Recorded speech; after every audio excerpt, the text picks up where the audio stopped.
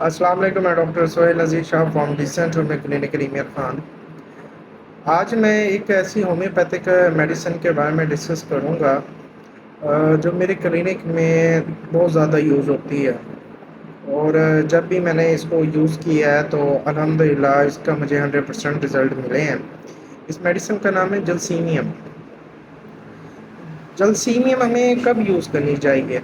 جلسیمیم کا تعلق جو ہے، اس کی علامات ہمیں اعصابی کمزوری کے متعلق ملتی ہیں کہ پیشنٹ جو ہے اس کی باڈی میں بہت زیادہ ویکنیس ہوتی ہے، مسلز ویکنیس ہوتی ہے، بہت زیادہ کمزوری ہوتی ہے، تھکا تھکا سا رہتا ہے، ہاتھ پاؤں میں کپ کپاہٹ ہوتی ہے، جب پیشنٹ چلتا ہے تو ٹانگیں کانپنے لگ جاتی ہیں۔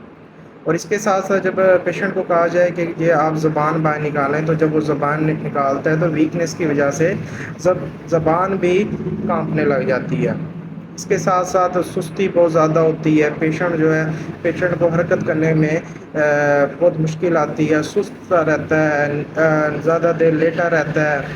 اور اس کے ساتھ ساتھ جو ہے جلسیمیم کے ایک اور سب سے بڑا سمٹم ہے کہ اسٹیج فیئر، کہ اسٹیج پہ کوئی پرفارم کرنا ہو تو اسے بہت زیادہ خوف آتا ہے اسٹیج سے۔